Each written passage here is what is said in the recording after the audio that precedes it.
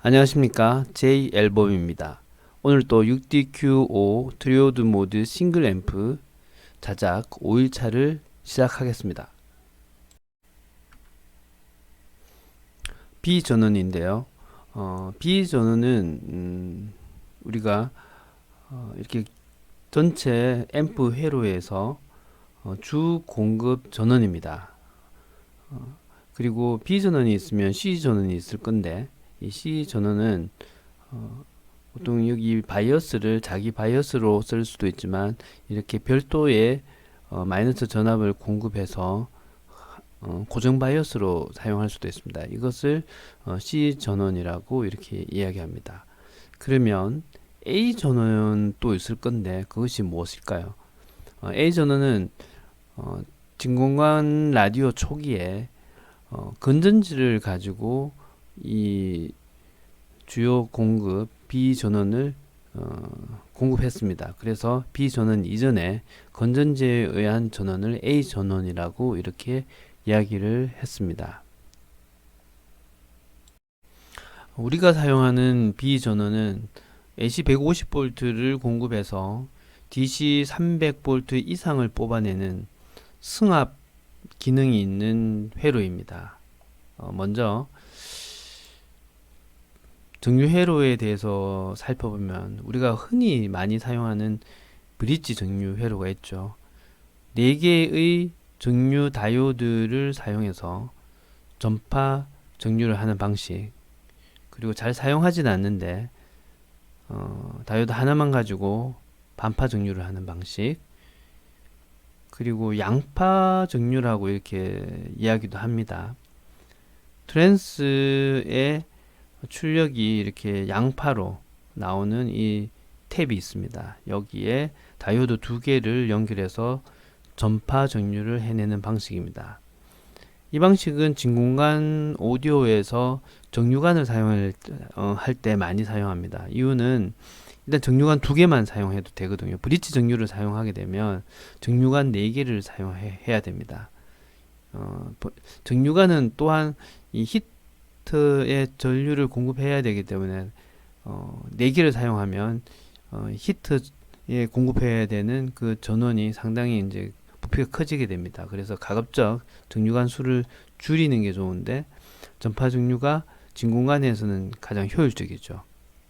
그리고 이 진공관을 이 전원이 이렇게 전류가 거치는 개수가 작습니다. 1개. 브릿지 정류는 2개를 거쳐야 됩니다. 그리고 우리가 사용한 전파 배전압 정류 회로가 있는데요. 요거는 밑에 전파 정류처럼 정류관 2개만 써도 됩니다. 뭐 정류관이라고 했는데 다이오드 2개만 사용해서, 그 다음에 콘덴스 2개만 있으면 2배의 전압이 만들어집니다.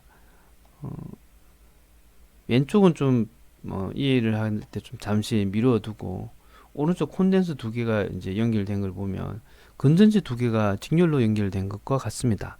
그래서 건전지 1.5V 2개가 연결돼서 3V 2배의 전압이 나오는 거 쉽게 이해할 수 있습니다. 그리고 왼쪽에 있는 이 회로가 이 콘덴스에 각각 전압을 충전하는 그런 회로죠.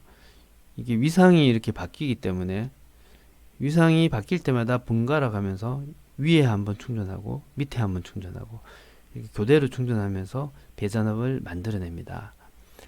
근데 요 배전압 정류 회로를 가만히 보면 이 콘덴스를 다이오드로 바꾸어 놓기만 하면 브릿지 정류하고 같습니다. 그래서 이제 PCB를 만든다 했을 때는 PCB 하나 만들어 놓고 브릿지 정류로도 쓸 수 있고, 어떤 때는 배전압으로도 쓸 수 있고, 이렇게 2가지 용도로 사용할 수 있습니다. 그리고 한 가지 다이오드의 어떤 용어의 유래를 보면 그리스에서 나왔다는데, 다이는 to라는 의미입니다. 오드는 패스. 그래서 이극 진공관을 의미하는 거죠. 다이오드는. 우리가 다이오드 하면 반도체를 생각하는데, 실은 다이오드는 진공관, 이극 진공관을 말합니다. 트리오드가 삼극 진공관이기 때문에 금방 이렇게 떠오르실 수 있을 겁니다. 다이오드, 트리오드.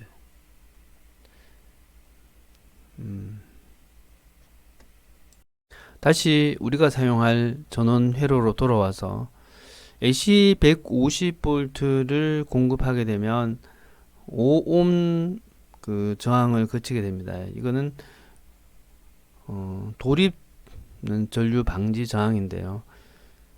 말 그대로 여기 콘덴스 용량들이 굉장히 많기 때문에 전원을 ON 하게 되면 갑자기 대용량의 전류가 흐릅니다. 그렇게 되면 스파크가 일어난다거나 어떤 회로에 충격이 올 수가 있습니다. 그걸 방지하기 위해서 한 5에서 10W 정도의 시멘트 저항을 사용합니다.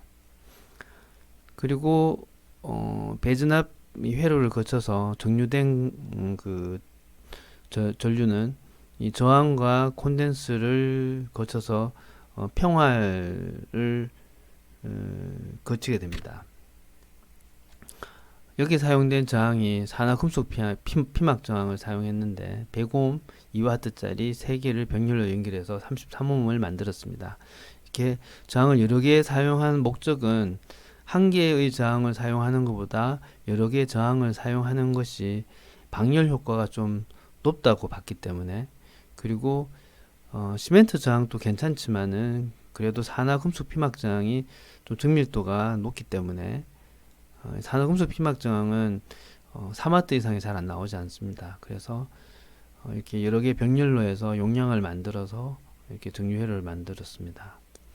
그리고 이렇게 필름 콘덴서 102, 104 이렇게 0.1 마이크로 페롯인데 이거 사용한 것은 리플 고주파의 리플을 바이패스 시키기 위해서 이렇게 사용했고, 그 다음에 200K 저항을 사용했는데 이것은 사용하지 않아도 됩니다. 그런데 자작을 하다 보면 이게 테스트를 많이 합니다. 이게 부하를 걸어 놓으면 상관없는데 부하를 걸지 않고 이렇게 전원을 넣었다가 테스트하고 이럴 때 혹시 잔류한 이 전압 때문에 감전의 우려가 있습니다. 그래서 200K를 연결해 놓게 되면 전원을 뽑게 되면 자연적으로 200K 저항에서 이 남아있는 잔류 전력들이 소모가 됩니다. 그래서 감전의 위험을 방지하기 위해서 넣어 놓은 겁니다.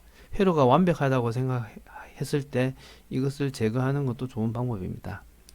오른쪽에 PCB 기판에 그 배치도를 제가 실제 해보고 잘 그려놨고요. 배선도도 그려놨습니다. 이 그대로 조립하게 되면 어렵지 않게 이 전원 회로를 만들 수 있을 겁니다. 그리고 이 돌입 전류 방지 저항이 열이 좀 많이 납니다. 그래서 시멘트 저항을 사용하게 된 건데요. 시멘트 저항 그 하나만으로도 충분합니다. 시멘트 저항은 충분히 열을 견딜 수 있기 때문에. 그런데 조금 더 방열을 해주는 게 좀 안전하다고 생각해서 제가 방열판을 추가로 이렇게 만들었습니다. 남아도는 알루미늄 조각을 이런 식으로 구부려서 집게 형식이죠. 이렇게 나사로 꽉 조여서 고정을 했습니다. 이렇게 되면 이 알루미늄을 통해서 방열이 되기 때문에 열이 조금 적게 납니다. 그런데 시멘트 저항만 사용할 때는 그 맞는 기판하고 이 저항 사이에 밑에 좀 공간이 들어갈 수 있도록 좀 띄어서 이렇게 납땜을 하시면 좀 공기에 의해서 공냉이 됩니다. 그걸로도 충분할 수 있습니다.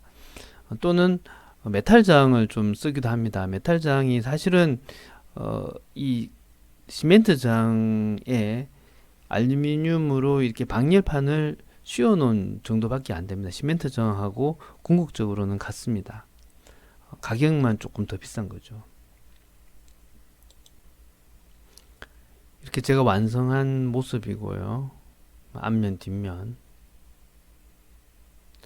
그리고 배치는 앰프 내에서 전원이 들어오는 AC 요 단자가 가까운 위치에 이렇게 고정을 하시고, 그 다음은 우리가 만들 전원이 이제 UCM7 초단과 드라이브단에 사용한 진공관이죠. 이 진공관에 공급할 전원, 교류로 공급해도 되는데 앞단에서 굉장히 이제 많이 정폭을 해야 되죠.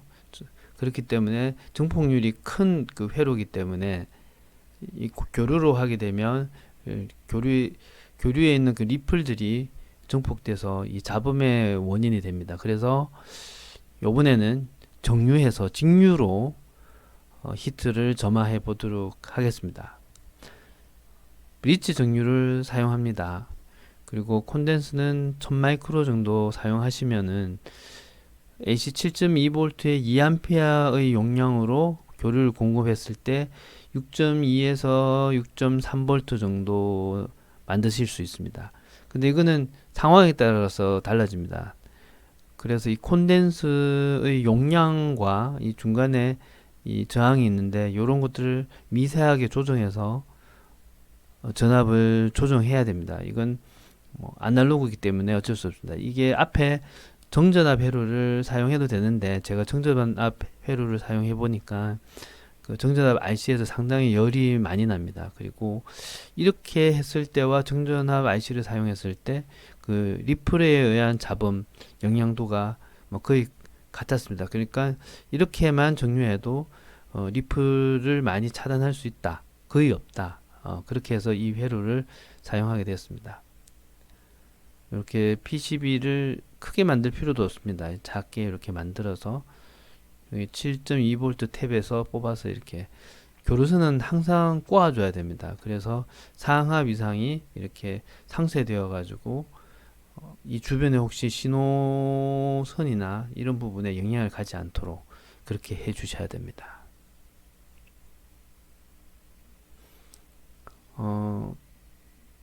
이제 교류 전원을 이제 공급하는 그 배선을 하는 방법인데요.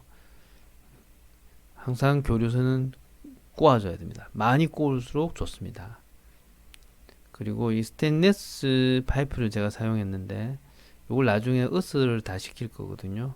그렇게 해서 완전히 이 교류에 의한 다른 회로의 영향을 차단하기 위해서 조금 더 제가 소극적으로 또 완벽을 기하기 위해서 이렇게 방법을 사용해 봤습니다. 그리고 전원 AC 단자에서 온 전원은 이 퓨즈를 거쳐서 오른쪽을 좀 더 상세하게 그리려고 했는데 퓨즈를 거쳐서 그다음 스위치 이 앞쪽에 로타리 스위치를 거쳐서 전원이 공급될 수 있도록 트랜스 쪽으로 가는 선이죠. 이렇게 배선을 해주시면 되겠습니다. 그리고 남은 것은 그 출력관의 히터 전원이죠. 이쪽은 교류 전원을 바로 사용하셔도 큰 상관은 없습니다. 잡음이 뭐 교류를 사용하든 직류를 사용하든 큰 영향도가 없기 때문에 바로 6.3V 교류 전원을 바로 연결하도록 했습니다. 이렇게 각각으로 이렇게 탭을 만들어 냈습니다. 역시 교류선은 꼬아줘야 되고요. 저도 스테인리스 관을 통해서 좀 더 한 번 더 교류 리플을 차단한 뒤에 이렇게 배선을 하도록 했습니다.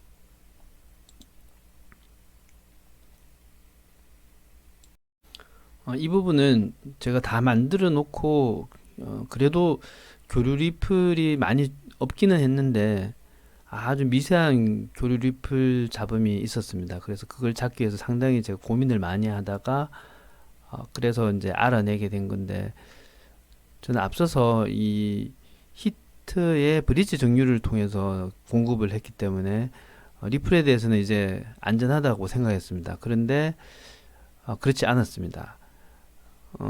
그래도 잔류하는 리플들이 있어서 그 때문에 다시 한번 정전압 회로를 사용해 볼까 이렇게 생각했다가 계속 이제 삽질을 했죠. 그 이유를 보니까 이 초단 회로에 이 정류한 다음에 그 히트 전원이 이렇게 연결이 되게 되어 있습니다. 어스가 연결이 되게 되어 있는데 이런 부분들이 잔류 리플들이 영향을 미친 것 같습니다.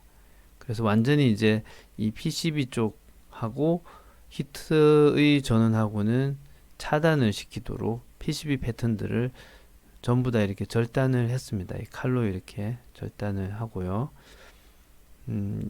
여기가 이제 히터 전원이 들어오는 단자잖아요. 바로 이쪽 진공관 4번, 5번 배선하고 오른쪽 진공관 4번, 5번 다이렉트로 이 점퍼선을 가지고 배선을 했습니다. 이렇게 했더니 잡음이 완벽하게 줄었습니다.